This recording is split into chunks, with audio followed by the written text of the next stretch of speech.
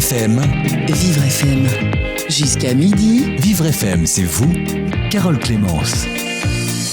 Comment se passe la communication dans les établissements médico-sociaux entre le personnel soignant et les patients qui ne verbalisent pas ou qui souffrent d'une déficience intellectuelle ? Bien souvent, cette communication fait défaut par manque de temps, mais de formation également. La Croix-Rouge française a donc lancé il y a plus de 2 ans le projet Communiquons autrement dans les établissements qu'elle gère pour réintégrer le patient dans son parcours de soins en pratiquant l'ACA, la communication alternative améliorée. Donc les encadrants sont plus à l'écoute du patient et c'est tout bénéfice pour tout le monde. On en parle avec la Croix-Rouge française aujourd'hui. On en parle avec 3 invités qui seront présents avec nous. On en parle dans un instant sur Vivre FM. Vivre FM. Jusqu'à midi. Vivre FM, c'est vous, Carole Clémence. On commence donc avec Thomas Bouquet. Bonjour Thomas. Bonjour à vous. Délégué national handicap au sein de la Croix-Rouge française. Et vous me faisiez remarquer qu'on évite de dire patient ?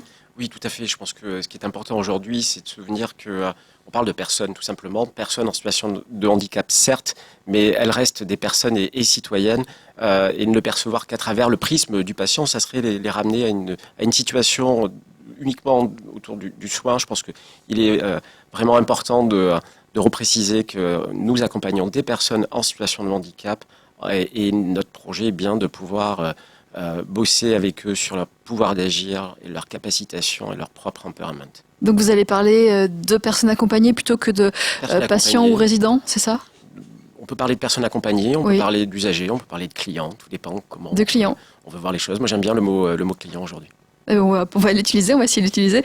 Vous êtes accompagné de Raphaël Terrier qui est en face de vous. Bonjour Raphaël. Bonjour à tous. Vous êtes directeur des opérations chez Cenomy qui fournit du matériel pour ce projet CA. Cenomy qui met en place des solutions technologiques pour redonner de l'autonomie aux personnes handicapées. Vous allez nous expliquer ce que vous faites au sein de ce projet Communiquons autrement qui promeut la communication alternative améliorée. On va commencer par expliquer ce qu'est cette CA. Oui, effectivement, c'est un terme un peu barbare, CA, on l'utilise, c'est un acronyme qu'on abuse très régulièrement, donc pour communication alternative améliorée. La CA, en fait, va regrouper tous les moyens de communication qui ne sont pas naturels. Nous, on oralise, là, comme aujourd'hui, facilement. Et la CA va prendre en compte tout ce qui est mimique, gestuelle, mais aussi de la communication via des images, des pictogrammes, et puis des outils qui peuvent être technologiques ou non technologiques, tout simplement un classeur papier. Donc la CA regroupe tout cet environnement et bien évidemment, il y a autour de ça des techniques de mise en œuvre pour pouvoir donner ces outils, la capacité aux personnes en situation de handicap, privées de la parole avec des troubles de langage ou non, pour pouvoir communiquer dignement. Oui, alors la Croix-Rouge française s'est lancée justement en 2017 dans ce projet Communiquons autrement. Thomas Bouquet, est-ce que vous pouvez nous expliquer pourquoi ? Eh bien, pour la simple raison que la question de la communication aujourd'hui est essentielle dans l'accompagnement des usagers, bénéficiaires, clients, parce que ça nous permet de mieux comprendre l'accompagnement dédié que nous devons produire pour ces personnes. Ça nous permet de retravailler cette relation professionnelle, personnes accompagnées, parents proches. Ça nous permet simplement de dire que ces personnes ont le droit à avoir une communication la plus adaptée pour qu'elles puissent exprimer simplement ce qu'elles souhaitent dans leur parcours de vie. Oui, et justement, la Croix-Rouge française s'engage. Vous êtes délégué national handicap. C'est important pour la Croix-Rouge française. C'est essentiel de pouvoir regarder les bénéficiaires, les usagers, les clients à travers ce prisme. Parce que c'est notre rôle tout simplement de faciliter leur parcours de vie et la communication est naturellement un accélérateur dans le parcours que souhaitent prendre ces personnes. Nous avons décidé de nous lancer il y a 3 ans sur le sujet de la CAA, soutenu par notre partenaire, la Fondation française des Jeux, et équiper l'ensemble de nos établissements dédiés à l'accompagnement des personnes en situation de handicap, c'est-à-dire une centaine d'établissements, de façon à pouvoir tester concrètement l'usage de la CAA, transformer progressivement les pratiques professionnelles dans ces établissements et permettre à ces personnes d'avoir un parcours de vie le plus adapté. Oui, et justement, vous avez commencé en 2017, mais quelle était la situation auparavant de ces usagers, de ces clients ? Comme la situation dans bon nombre d'établissements médico-sociaux, quel que soit finalement l'employeur ou en tout cas l'opérateur, c'est-à-dire, comme le disait mon collaborateur, l'usage d'un certain nombre d'outils, qu'ils soient numériques ou pas. On ne part pas de rien. Beaucoup de SMS s'étaient lancés déjà dans une aventure, entre guillemets, ou en tout cas dans l'usage d'un certain type d'outils pour faciliter la communication. Notre objectif a été d'avoir une vision plus globale et d'entraîner l'ensemble des établissements de la Croix-Rouge dans l'usage de la communication améliorée alternative. Vous restez avec nous, Thomas Bouquet, Raphaël Terrier. On va parler de ce que vous mettez en place au sein des établissements de la Croix-Rouge française pour les patients qui ne verbalisent pas, dans un instant sur Vivre FM. Jusqu'à midi. Vivre FM, c'est vous, Carole Clémence. Et nous sommes avec la Croix-Rouge française et Cenomy, un fournisseur de matériel pour la Croix-Rouge française. On parle d'évolution, on parle d'un projet qui s'appelle Communiquons autrement, qui est né en 2017 dans les établissements gérés par la Croix-Rouge et qui permet de former le personnel à la communication alternative améliorée. Ça s'adresse à des personnes accompagnées qui ne verbalisent pas, qui n'oralisent pas, donc c'est très difficile évidemment de communiquer avec elles. Ces personnes avec cette communication alternative améliorée peuvent voir leur vie s'améliorer, Thomas Bouquet. Oui, tout à fait. Je pense que l'usage aujourd'hui de la CA doit se percevoir dans un spectre beaucoup plus large. Nous parlons de personnes accompagnées dans cette logique de parcours de vie. Et la CA est une pièce d'un puzzle indispensable pour justement permettre ce parcours de vie, quelle que soit la situation de la personne, qu'elle verbalise ou qu'elle ait des difficultés de communication. Plus largement, ce puzzle se compose essentiellement de notre propre capacité à évaluer les besoins fonctionnels des personnes que nous accompagnons, à travailler sur le sujet de la pérémulation, c'est-à-dire l'expertise d'usage des personnes accompagnées, et donc de fait, l'usage de la CA permet de vérifier qu'elles sont elles-mêmes en capacité d'exprimer ce que sont leurs parcours de vie. L'aide aux aidants est un des leviers également interdépendants de ce projet-là. Former les aidants, les accompagner pour également comprendre cette transformation vers cette logique de parcours de vie et leur place et l'usage naturellement de la CA va contribuer, accélérer la place des parents dans l'accompagnement. Et puis indirectement une transformation mécanique vers des plateformes de services et où l'évolution des métiers du secteur médico-social sera également un accélérateur de cette transformation. Et je refais la boucle avec la CA. On voit à quel point cet outil, ce projet, cette vision qu'a portée la Croix-Rouge, mais comme d'autres opérateurs également, est un accélérateur de cette prise de conscience que ces personnes doivent et ont la capacité de s'inscrire dans des parcours de vie, de mieux communiquer, d'aller vers l'extérieur, vers le monde ordinaire pour pouvoir bénéficier finalement, comme tout un chacun, comme tout citoyen, d'une activité, d'un travail, d'un emploi, d'un logement, pour qu'elles puissent être et s'inscrire dans cette société qui se veut de plus en plus inclusive. Mais, Raphaël Terrier, vous travaillez à Cenomy, donc pas directement pour la Croix-Rouge française, mais qu'est-ce que vous pouvez observer ? Vous avez un regard un peu extérieur. Qu'est-ce que vous pouvez observer dans un établissement médico-social entre la communication entre le personnel et les personnes accompagnées ? Alors oui, on a certes un regard extérieur. Pour rappel, effectivement, nous, Cenomy, ça fait 35 ans qu'on œuvre dans le domaine. Et c'est vrai qu'un projet de cette dimension, il est assez original d'avoir une association comme la Croix-Rouge française qui s'engage à sensibiliser tout son personnel, à donner accès à la communication à toutes les personnes en situation de handicap, en tout cas dans les structures Croix-Rouge françaises. C'était assez original et c'était un projet de grande envergure. Bien évidemment, la communication ne se limite pas à exprimer ses besoins de base, mais bien évidemment à construire son identité. Et aujourd'hui, c'est la volonté qu'a la Croix-Rouge française, c'est de remettre la personne en situation de handicap à la place de citoyen et de construire son identité en lui donnant la possibilité de s'exprimer, de communiquer. Et comme disait Thomas, ça va bien plus loin que d'exprimer ses besoins de base. La personne, elle va pouvoir donner son opinion, certes, mais pouvoir vivre, prétendre un logement, voter. Nous, on a eu des cas de personnes en situation de handicap avec du matériel de communication alternatif qui sont allés dans les bureaux de vote, qui ont voté grâce à ça, qui se sont mariés. On a eu 2 personnes en situation de handicap, des personnes communicantes mais non verbales, qui se sont mariées il y a 2 ou 3 ans maintenant. Oui. Donc on a des ça change la vie des gens, ça. Mais bien évidemment. Mais la communication, il faut rappeler, et d'ailleurs c'est sur ce thème que la Croix-Rouge française en 2017 s'est appuyée, c'est qu'il faut rappeler que la communication est un droit universel et que ce droit, il faut le faire respecter, et c'est en faisant des actions comme celle-ci qu'on peut le faire respecter à tout à chacun. Oui, et donc ça s'adresse à des personnes qui ne verbalisent pas, qui n'oralisent pas. Est-ce qu'on peut faire un petit profil de ces personnes pour les auditeurs qui ne connaissent pas forcément le milieu du handicap ? C'est difficile.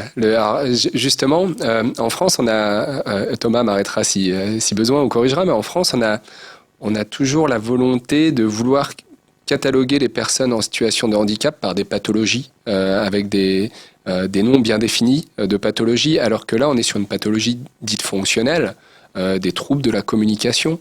Et donc, ça va toucher des enfants, des adultes, des personnes avec des troubles moteurs, d'autres sans troubles moteurs, avec des troubles psychiques, sans troubles psychiques. Donc, le spectre, il est très, très large et on ne peut pas mettre une étiquette d'une pathologie dessus, non. Et du coup, vous allez avoir une réponse différente pour chaque personne ? Vous allez avoir des outils différents ? Alors, nous, pour le coup, Cenomy est acteur, certes, en termes de fournisseur de matériel et de solutions, mais aussi d'accompagnement technique et de démarche, en fait. Et évidemment, la démarche va être différente sur une personne avec un pronostic vital engagé, qui est adulte, avec une personne en situation de handicap, mais sans pronostic vital engagé, ou alors avec des troubles de déficience intellectuelle sévère. Donc à chaque fois, bien évidemment, il y a du conseil et il y a on va dire un peu d'ingénierie derrière. Et le but du jeu, nous, c'est de transmettre ce niveau de connaissance auprès des thérapeutes et des accompagnants pour faire les bons choix et appliquer les bonnes méthodes dans l'accompagnement des personnes. Alors concrètement, vous, Cenomy, vous vous rendez dans les établissements de la Croix-Rouge, vous allez former le personnel. Alors, on a quand même des limites. Bien évidemment, on a fourni le matériel et on a fait un choix de matériel conjointement avec les professionnels de santé de la Croix-Rouge française. Trouver le matériel le plus adéquat, le plus polyvalent, qui peut répondre à un spectre très large de population, de personnes en situation de handicap. Derrière ça, nous, on a fait l'accompagnement dit technique, mais des structures parallèles, des autres partenaires dans ce projet Communiquons Autrement sont venus en aide et en soutien dans le projet pour faire du suivi. Comme je dis toujours, si on veut faire la comparaison avec la musique, c'est pas parce qu'on vous donne le meilleur piano que vous serez un bon musicien. Peut-être que nous, chez Cenomy, on a choisi le meilleur piano pour tout le monde, ou alors avec en tout cas des spécificités qui peuvent s'adapter à chacun. Mais derrière ça, il va falloir des accompagnants, des coachs en communication. Et pour ça, il y a d'autres partenaires qui sont venus se greffer dans ce projet Communiquons Autrement. Oui. Est-ce qu'on peut parler du matériel, puisque vous êtes le prestataire, vous, à Cenomy, vous fournissez ce matériel. Quel est le matériel nécessaire pour la communication alternative améliorée ? Alors, le choix en fait qu'on a fait pour revenir sur le projet, en 2017, quand on a commencé à évoquer ce projet-là, la première chose qu'on a effectuée, c'est d'aller auditer l'ensemble des structures médico-sociales de la Croix-Rouge française qui étaient partantes sur le projet. Parce qu'on n'allait pas imposer un type de matériel ou un choix de matériel si toutefois il y avait de l'existant. Au travers de cet audit qui a duré à peu près 3 mois avec nos équipes, on s'est rendu compte qu'il n'y avait pas d'éléments durables qui avaient été mis en place dans les structures. Donc il y a une réflexion de groupe, une réflexion nationale qui a permis de se dire tiens, on va mettre en place ce type de logiciel qui est polyvalent, on va proposer des solutions matérielles type des tablettes tactiles avec différents moyens d'accès parce qu'il y a des personnes qui sont capables de pointer du doigt, mais d'autres avec leur niveau de handicap moteur ne peuvent pas pointer facilement avec l'index ou la main. Par exemple, et donc, du coup, ils vont utiliser la commande oculaire, c'est ça ? Voilà, ils vont utiliser des commandes alternatives. Certains vont utiliser typiquement le joystick du fauteuil roulant pour contrôler la tablette. D'autres vont utiliser une commande par mouvement de tête, d'autres par le regard.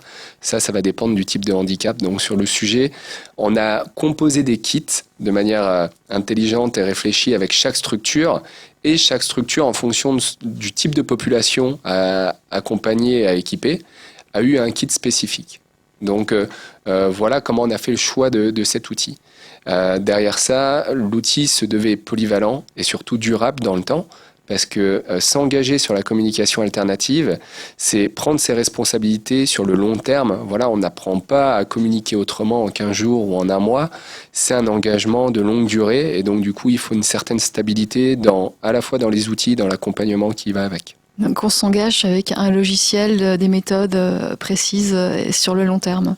Exactement. Voilà. Donc les outils qui ont été choisis sont des outils dits robustes. Robustes, c'est-à-dire que des outils qui ont déjà fait leurs preuves en France et dans d'autres pays, des outils qui sont connus et reconnus par la communauté, en tout cas de la CA, la communauté internationale, et ces outils-là vont pouvoir permettre aussi bien être adaptables et adaptés à un enfant, qu'à un adulte, qu'à une personne qui peut pointer de manière digitale sur une tablette type un iPad, mais aussi qui vont pouvoir être adaptés avec un outil à commande oculaire. Donc tous ces outils en fait respectent cette polyvalence pour maximiser le spectre et englober le maximum de personnes dans ce projet. On parle de logiciel, on parle de tablette. Est-ce que chaque personne accompagnée a son propre matériel ? Alors aujourd'hui non, et c'était un peu le but de la manœuvre, c'est que la Croix-Rouge française a voulu initier en tout cas cette démarche-là, puisque aujourd'hui on se rend compte, notamment en France, qu'il y a très peu de personnes qui sont pour le coup dans le besoin d'un outil de communication alternative, qui ne sont pas équipés pour les simples et bonnes raisons que ces outils-là et ces prises en charge à l'accompagnement pour ces outils-là ne sont pas suivis par la sécurité sociale. Voilà. Et c'est très cher ? Alors, il y a un coût, c'est pas anecdotique, mais c'est surtout que pour prétendre à ce type de matériel, ça demande un certain temps. Pour vous donner à titre d'exemple, un patient qu'on viendrait évaluer aujourd'hui, mercredi 15 janvier, cet après-midi, dans Paris, à dire voilà, il a un besoin en CA, on veut lui mettre en place une tablette de communication avec un logiciel. Cette personne-là, entre le moment où on a évalué ses besoins et étudié quel type d'outils lui serait nécessaire, et le moment où il va obtenir l'intégralité du financement, si toutefois il peut, il va se passer en moyenne entre 13 et 14 mois. Ah oui. Voilà. Je dis bien en moyenne parce qu'il y a un écart type qui est assez important. Aujourd'hui, il y a des départements en France où les dossiers sont traités, on va dire, en moins de 4-5 mois, et puis d'autres pour lesquels, nous, on a des dossiers qui ressortent qui ont plus de 2 ans. Est-ce qu'on peut avoir une idée du prix ? Alors, le spectre est très large. Très variable. Prenons un exemple très basique, un iPad avec une application de communication et une coque de protection et on va dire une lanière, on va être sur un budget, on va dire un peu moins de 1 000 €.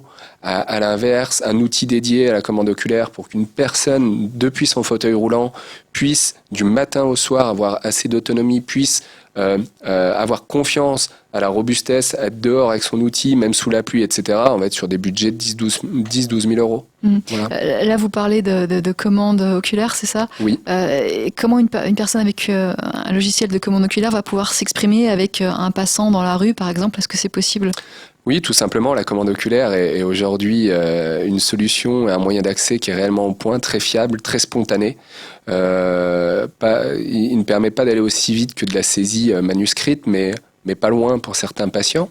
Donc aujourd'hui, une personne en situation de handicap sur son fauteuil qui aurait une commande oculaire, donc du coup face à elle quand même, parce que pour piloter le système, va pouvoir, en regardant des pictos ou les lettres sur son tableau ou sur son écran tactile, ou au moins son écran interactif, pouvoir sélectionner les lettres ou les images du regard. Elles vont être validées automatiquement et ces images ou ces lettres vont composer du texte et du coup une voix de synthèse va oraliser les lettres ou les images saisies. Donc on peut interpeller très très facilement. On retrouve aujourd'hui de nombreuses vidéos sur YouTube d'utilisateurs de commande oculaire. Oui, par contre ça prend un certain temps s'il faut sélectionner chaque lettre de chaque mot.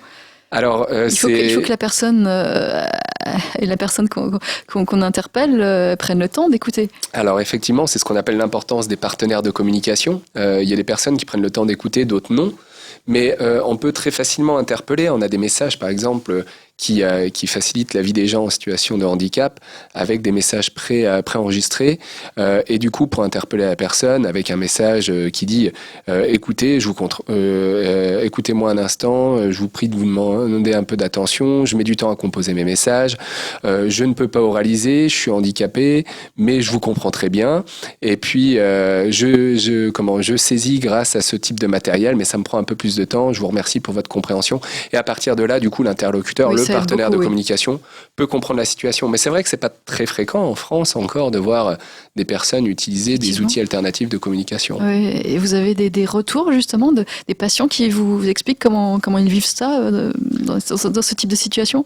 Oui, alors il suffit même d'aller à la rencontre de ces patients-là au sein de l'association ISAC, qui est une association internationale et qui a une entité francophone. On rencontre ces patients-là qui expriment à la fois leur joie, mais aussi leurs difficultés du quotidien à utiliser ces outils-là. Il y a un vrai challenge sur le changement culturel à apporter, sur la vision générale en France qu'on a sur le handicap, mais encore plus sur la communication alternative. Donc ces personnes-là sont généralement extrêmement satisfaites d'avoir un outil alternatif, mais nous expriment et nous font savoir au quotidien que c'est pas toujours facile. Oui, Thomas Bouquet, je vois opiner de la tête. Oui, je pense que Raphaël a raison. C'est-à-dire, on a deux sujets. Le premier, c'est équiper les personnes pour leur faciliter finalement leur accès à une communication plus directe. Et toujours en lien avec notre propre capacité à évaluer correctement les besoins fonctionnels de ces personnes.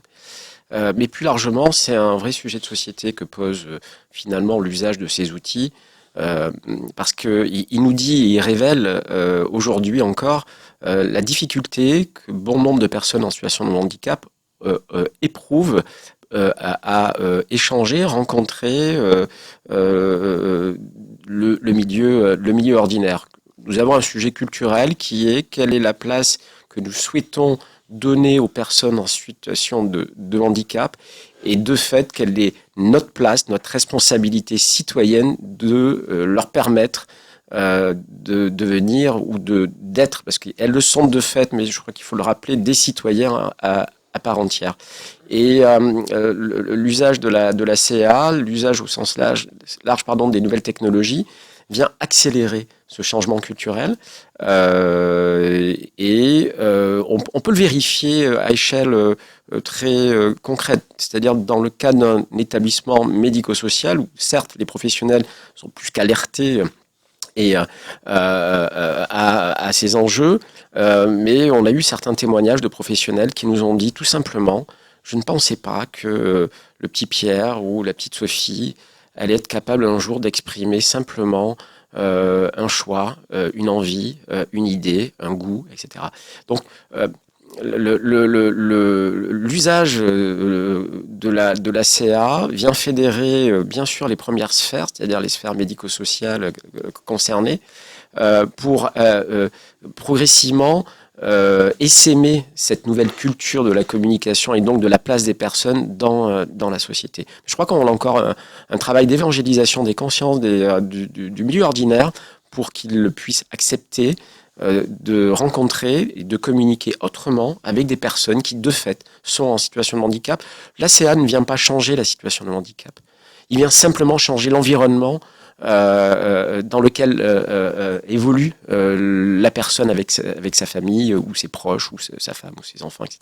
Oui, et avec une estime nouvelle, je pense que l'entourage peut avoir plus d'estime pour la personne. On va se rendre compte qu'elle peut communiquer, qu'elle a un avis, qu'elle ne subit pas tout, qu'elle n'est pas totalement passive. Complètement. Il vient rééquilibrer la relation entre les pairs, entre les professionnels et naturellement entre sa famille et lui-même.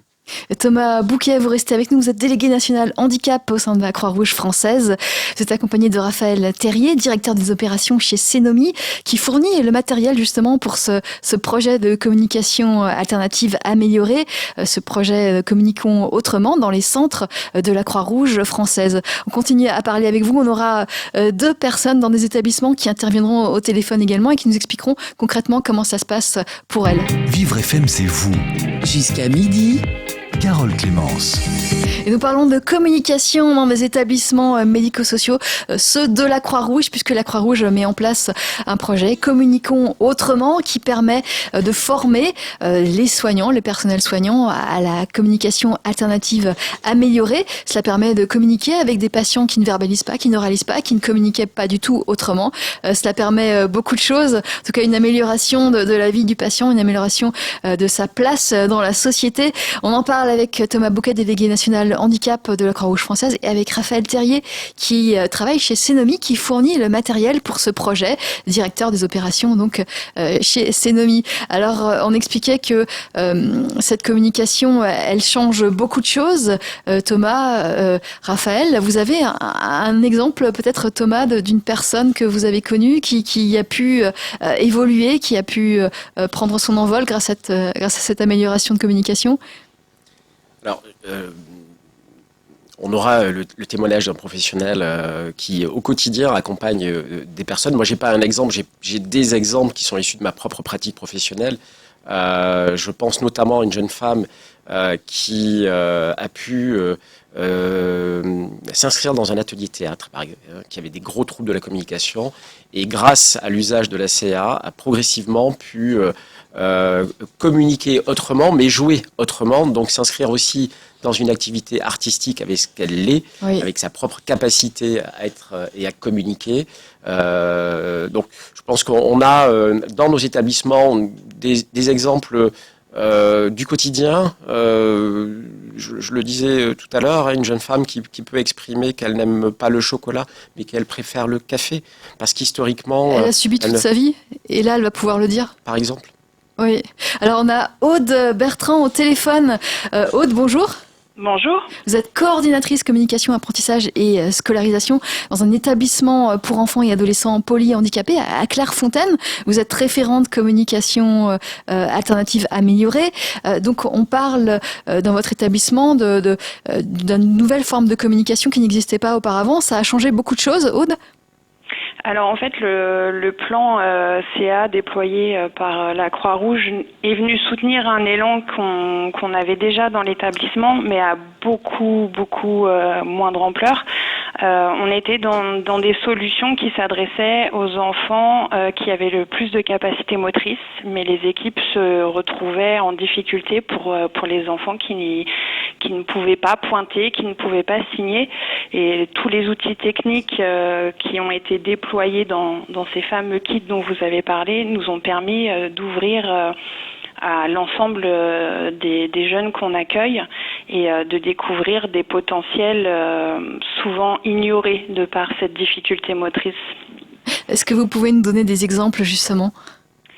On en a plein parce que du coup en 3 ans ça s'est déployé, d'où la création de mon poste, parce que maintenant nous dans notre établissement ça concerne tous les enfants, ça fait partie de leur projet de vie. Oui. La communication, ils ont tous un projet sur la communication, alors ça peut être juste quelques signes comme ça peut être la mise en place de la commande oculaire, mais on en a beaucoup. On a un jeune avec lequel on a travaillé la mise en place de la tablette tactile avec le fameux logiciel dont vous parliez pour qu'il puisse communiquer. On a découvert qu'il savait lire.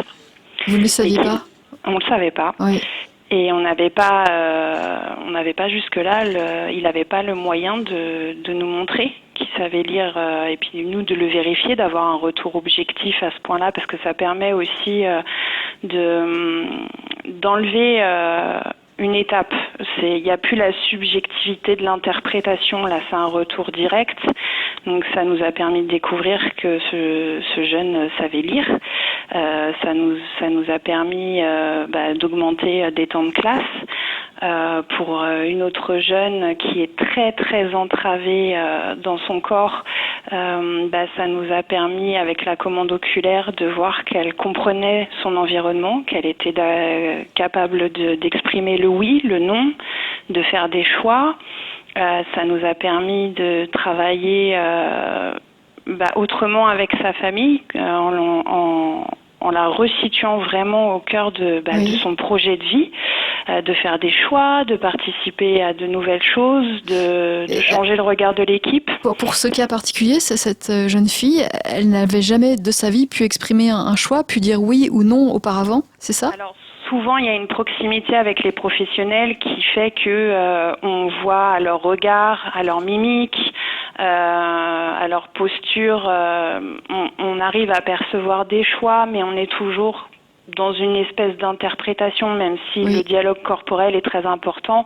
Là, l'utilisation de la commande oculaire où, par le regard, elle allait choisir soit oui, soit non. Ben voilà, c'est vraiment elle qui le dit, on en est sûr.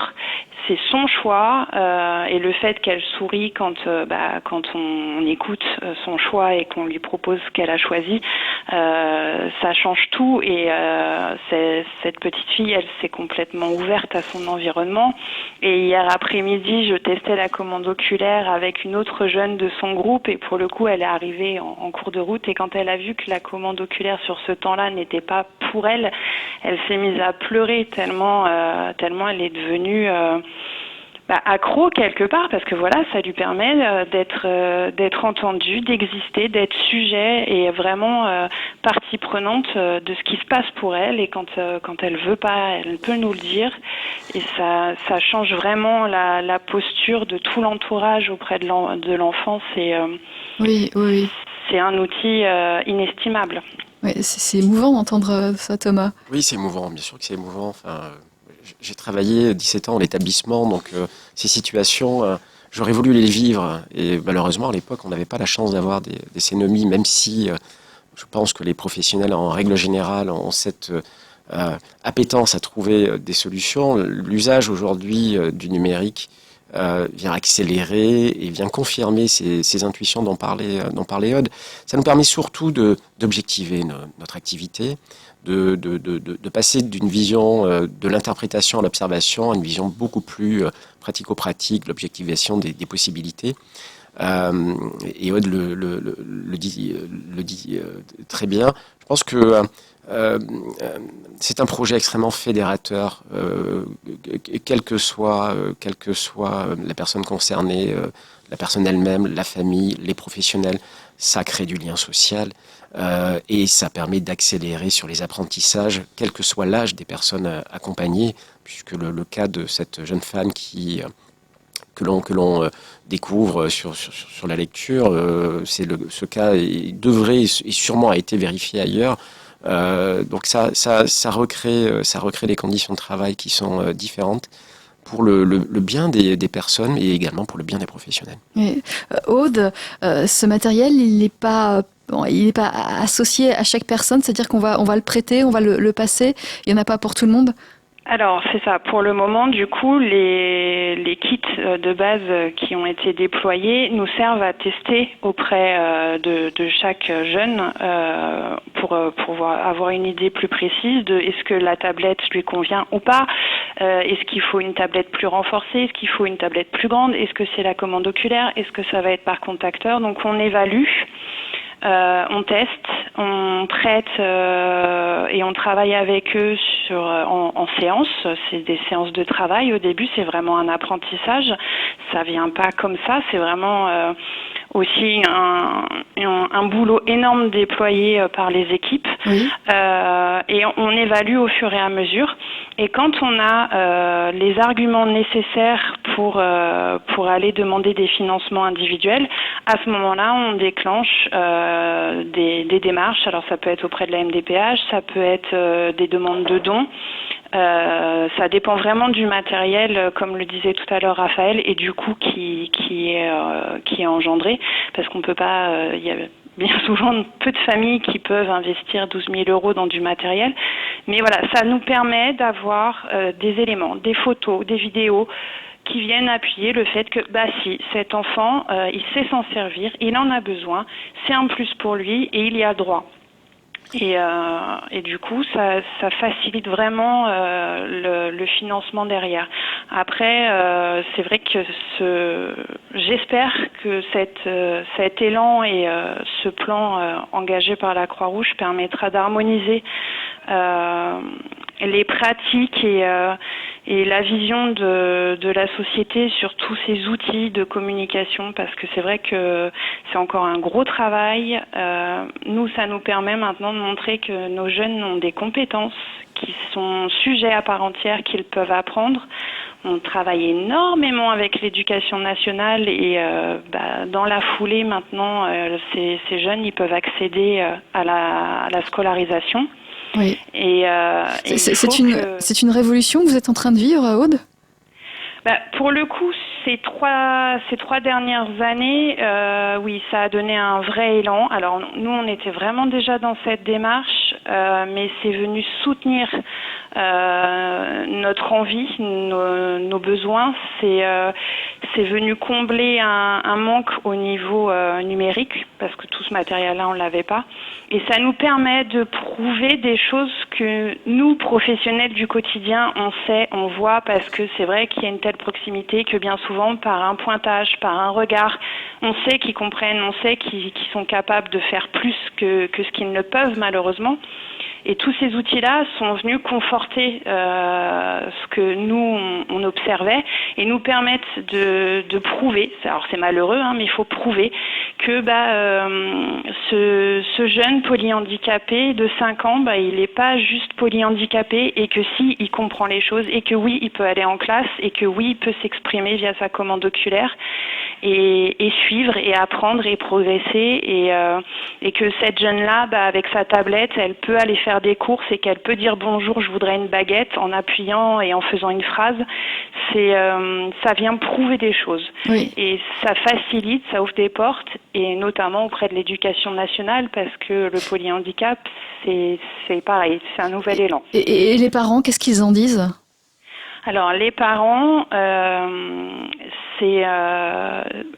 on les accompagne dans cette découverte parce que il doit y avoir une frustration de leur part, ils n'ont pas forcément cet équipement avec eux à la maison ? Alors, ils n'ont pas forcément avec eux à la maison le temps où du coup on teste, on évalue. Après, à partir du moment où on arrive à trouver des financements, le matériel retourne à la maison. Ça suit le jeune dans tous ses déplacements. Après, c'est compliqué pour les parents de passer du tout au tout.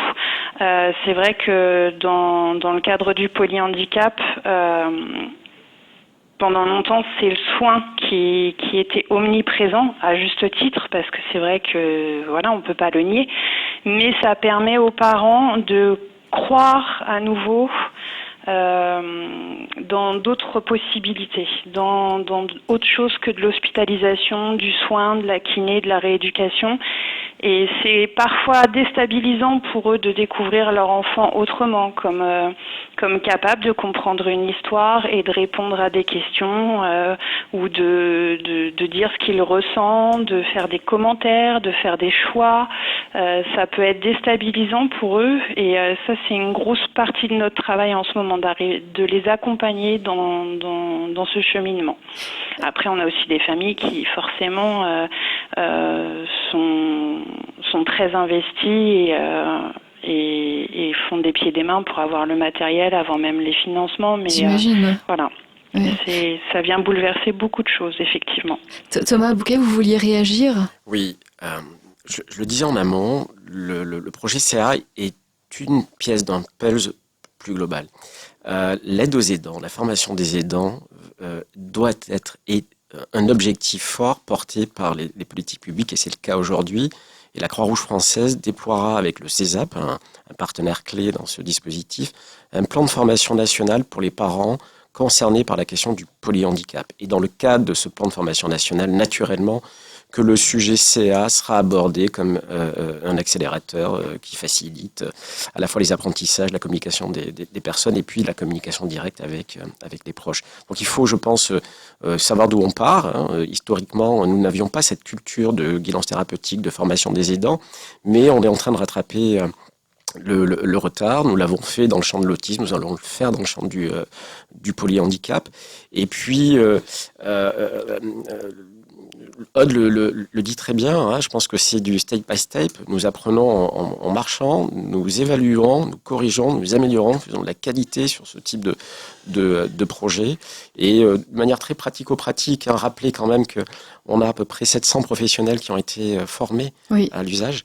Que ça concerne près aujourd'hui de 2200 bénéficiaires, des bénéficiaires profitant de l'activité de la CRF dans les établissements, que tant les bénéficiaires que les professionnels sont aujourd'hui des ambassadeurs de la démarche.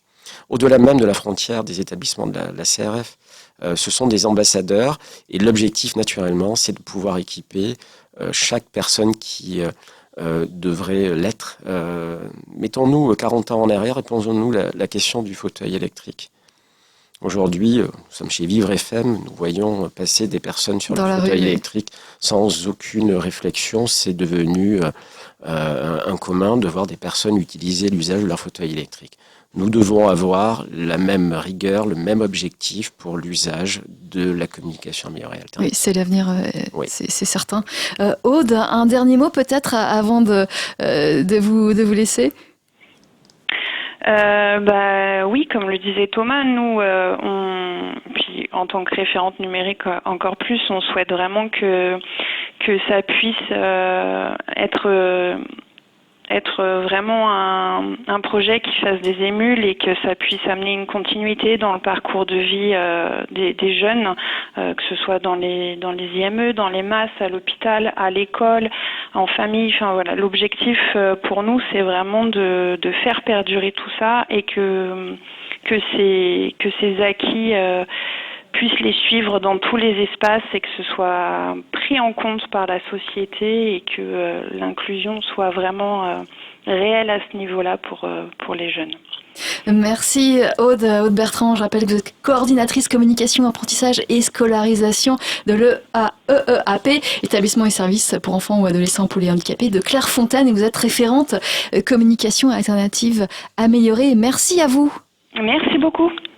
Raphaël Terrier, vous qui travaillez à Cénomie, directeur des opérations, vous mettez en place ce matériel au sein de l'établissement d'Aude.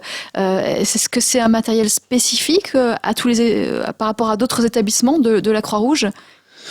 Non, absolument pas. Bien évidemment, il y a eu un choix qui a été fait pour chaque structure, comme je vous disais tout à l'heure, en fonction du type de handicap, qu'il soit moteur ou non, et puis du type de population. On n'utilise pas les mêmes outils, mais néanmoins, c'est du matériel qu'aujourd'hui on dispense même dans d'autres structures, hors Croix-Rouge française.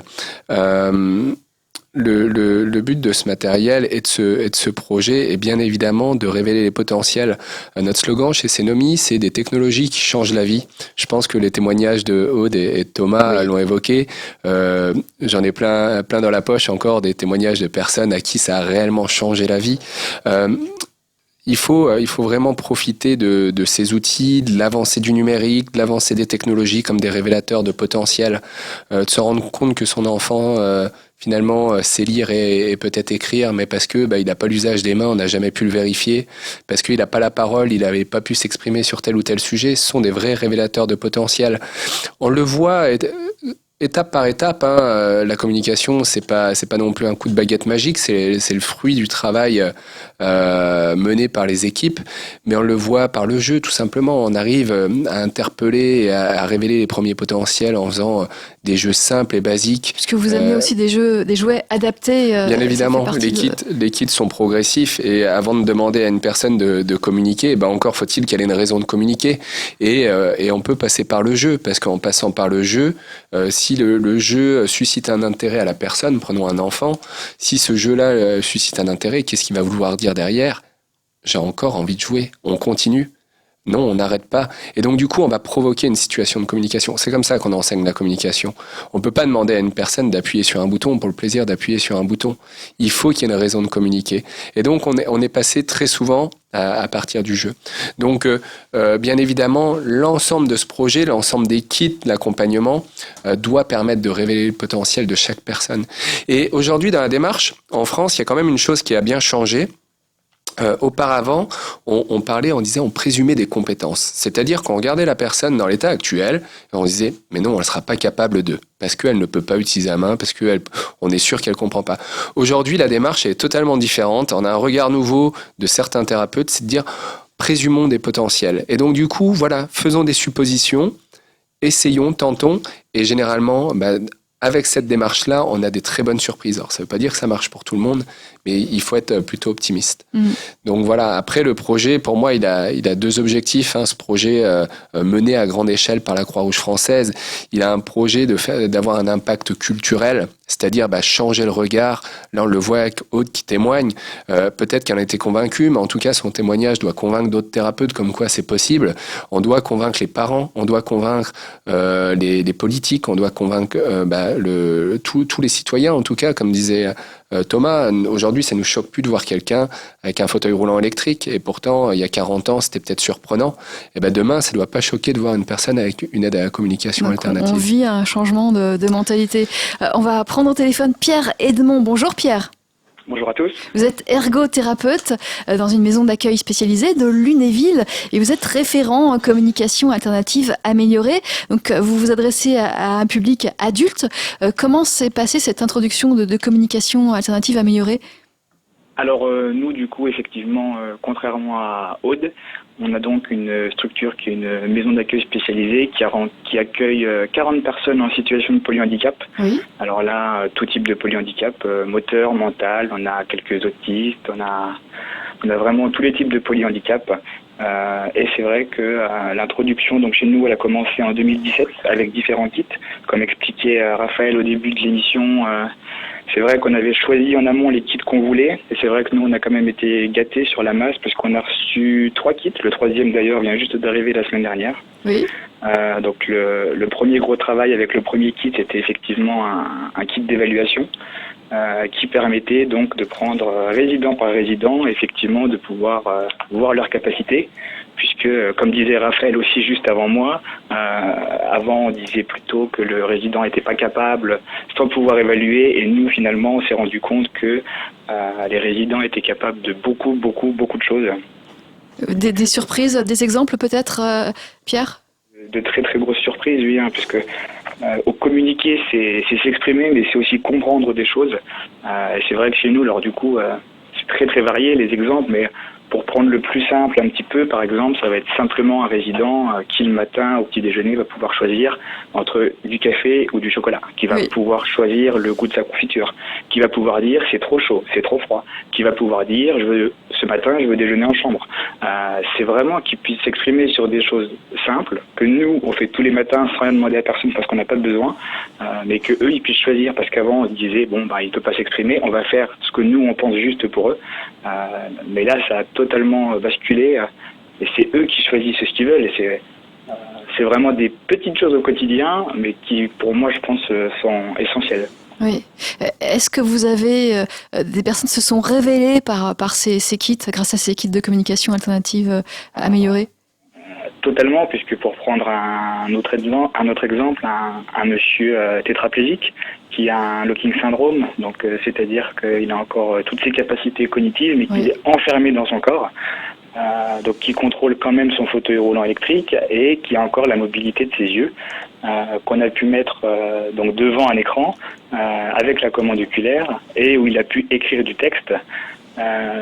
Pour ses proches, pour nous, il a pu écrire des choses qui étaient totalement bouleversantes. Il a pu retracer sa vie, il a pu écrire à ses enfants. Ce qu'il ne pouvait pas faire auparavant, alors qu'on savait qu'il pouvait communiquer par commande oculaire, mais il n'y avait pas le matériel, c'est ça ?